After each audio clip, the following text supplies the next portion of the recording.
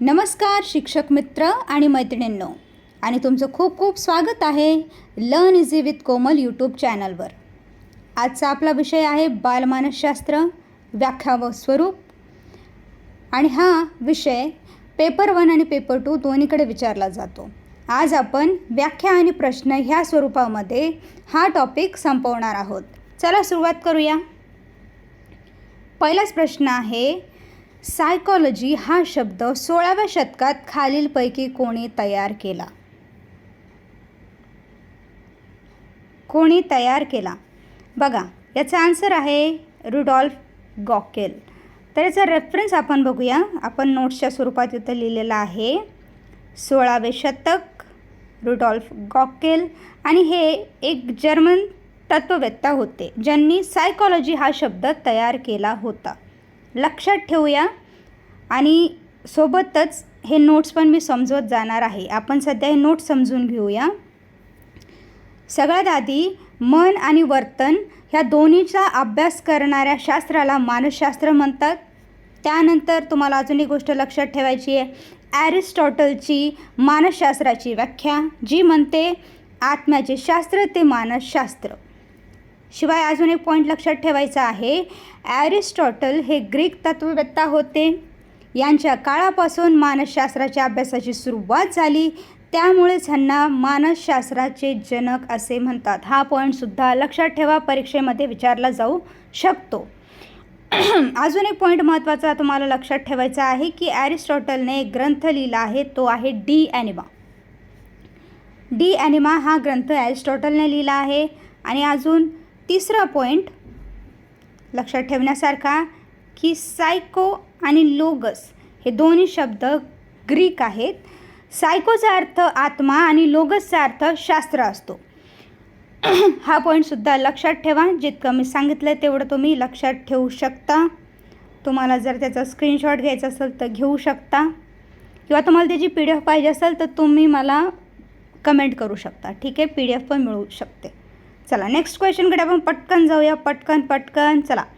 Psychology या शब्दातील सायको आणि लोगस हे मूळ शब्द कोणत्या भाषेतील आहे? आत्ताच आपण वरती डिस्कस केलं की सायको आणि लोगस हे कोणत्या भाषेमधले आहे? Greek.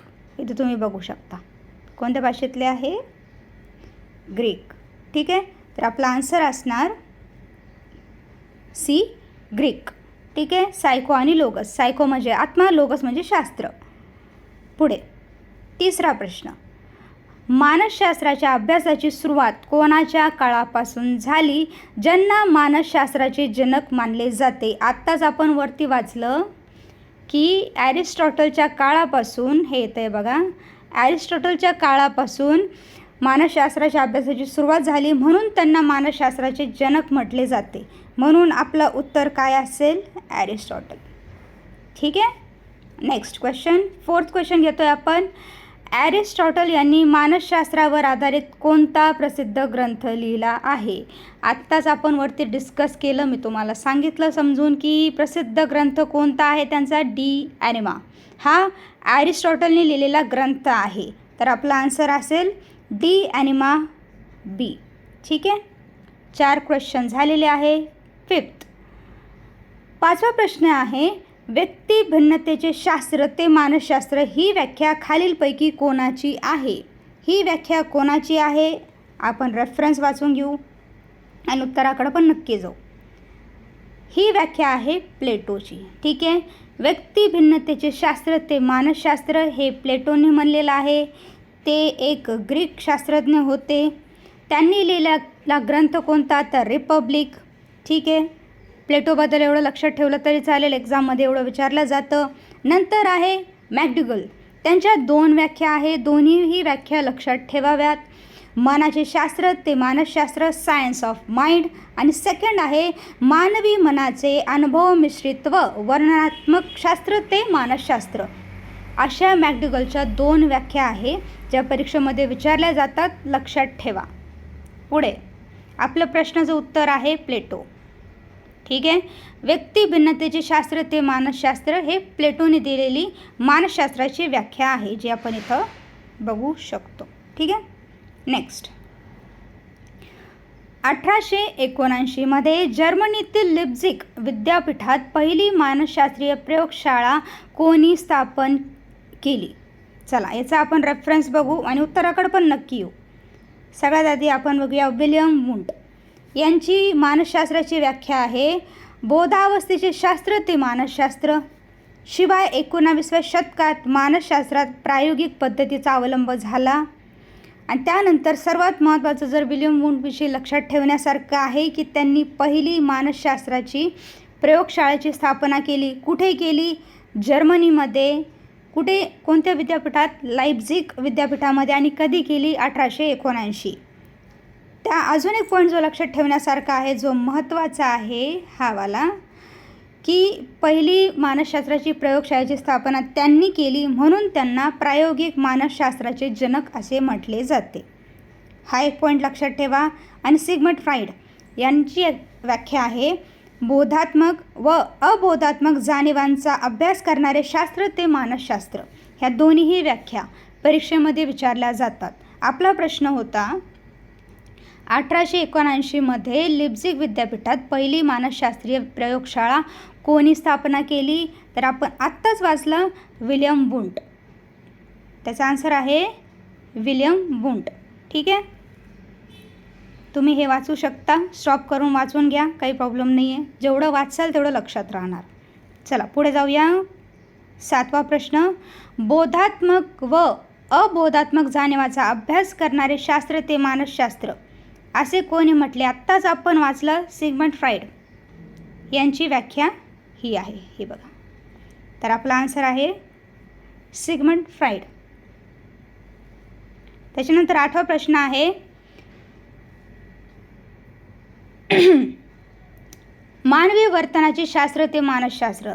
Psychology is the science of human behaviour ही व्याख्या कोणाची आहे? आपण पहिले रेफरन्स बघणार, उत्तराकडे पण नक्की जाणार. अजून एक गोष्ट लक्षात ठेवा, मानसशास्त्रामध्ये वर्तनावर 3 व्याख्या आहे आणि 1 सूत्र आहे. यांना मी एकत्रित त्याच्यामुळं केलं की वाचताना आपल्याला कनेक्ट होतं की वर्तनावर कोणी कोणी व्याख्या दिलेल्या आहेत. त्या वर्तनावर व्याख्या देणारे सगळ्यात पहिले आहे जॉन बी वॉटसन. ते अमेरिकन शास्त्रज्ञ होते, वर्तनवादी होते. मानवी वर्तनाचे शास्त्र ते मानसशास्त्र, psychology is the science of human behaviour हे वॉटसन यांनी म्हणलेलं आहे. त्याच्यानंतर मन यांनी पण वर्तनावर व्याख्या दिलेली आहे. अनुभव व वर्तनाचे शास्त्र ते मानसशास्त्र ही मन यांची व्याख्या आहे. आणि 8वी आहे मॉर्गन किंग रॉबिन्स यांची, मानव आणि मानवेतर प्राण्यांच्या वर्तनाचे शास्त्र ते मानसशास्त्र. यांनी तिघांनी वर्तनावर आधारित व्याख्या दिल्या आहे. त्याच्यानंतर येतात वुडवर्थ यांनी वर्तनाचं सूत्र दिलेलं आहे. कोणतं? BSOR, ज्याला आपण बिहेवियर, स्टिम्युलस, ऑर्गॅनिझम आणि रिस्पॉन्स म्हणतो. मराठीत वर्तन, उद्दीपक, जीव आणि प्रतिक्रिया. ठीक आहे, आपला प्रश्न होता की मानवी वर्तनाचे शास्त्र ते मानसशास्त्र, psychology is the science of human behaviour ही व्याख्या कोणी दिलेली आहे? तर ही व्याख्या दिलेली आहे वॉटसन यांनी. ठीक आहे, इथं तुम्ही वाचू शकता, हे वाचून घ्या आणि लक्षात ठेवा. पुढचा 9वा प्रश्न, वुडवर्थ यांनी दिलेले वर्तनाचे बिहेवियर दिलेलं सूत्र कोणतं आहे? तर त्यांचं सूत्र आहे BSOR. हो ना, आपण आताच वरती वाचलं. BSOR, वर्तन, उद्दीपक, जीव, प्रतिक्रिया. तर याचा आन्सर आहे BSOR. त्याच्यानंतर आहे 10वा प्रश्न, मानव आणि मानवेतर प्राण्यांच्या वर्तनाचे शास्त्र ते मानसशास्त्र अशी व्याख्या कोणी दिली? आत्ताच आपण वाचलं, मॉर्गन किंग आणि रॉबिन्स ही त्यांची व्याख्या आहे. त्याच्यानंतर अजून तुम्हाला काही व्याख्या लक्षात ठेवायच्या आहे. याच्यावर प्रश्न मी टाकलेले नाही आहे, पण तरीही तुम्ही वाचण्यामध्ये ठेवा. त्याच्यानंतर क्विंटिलियन यांची व्याख्या आहे, वक्ता तयार करण्याच्या निवडीत व्यक्तीची बुद्धी लक्षात घ्यावी. आणि त्याच्यानंतर क्रो यांनी मानसशास्त्राची व्याख्या दिलेली आहे, मानवी व्यवहार व मानवी संबंधाचे अध्ययन, त्याला आपण मानसशास्त्र म्हणतो. हे क्रो यांची व्याख्या आहे. ह्या व्याख्या पण लक्षात ठेवा. ठीक आहे, आपलं लेक्चर इथं संपत आहे. तर प्रश्न आणि व्याख्या ह्या स्वरूपामध्ये आजचं हे लेक्चर होतं. हे लेक्चर बघा, परत बघून नाही का तुम्ही व्याख्या वाटलंच लिहून घ्या, लक्षात ठेवा, PYQs पण करा. आणि तुम्हाला महाटीचे एक्झामसाठी खूप खूप शुभेच्छा. आपण परत भेटूया नेक्स्ट लेक्चरमध्ये. धन्यवाद.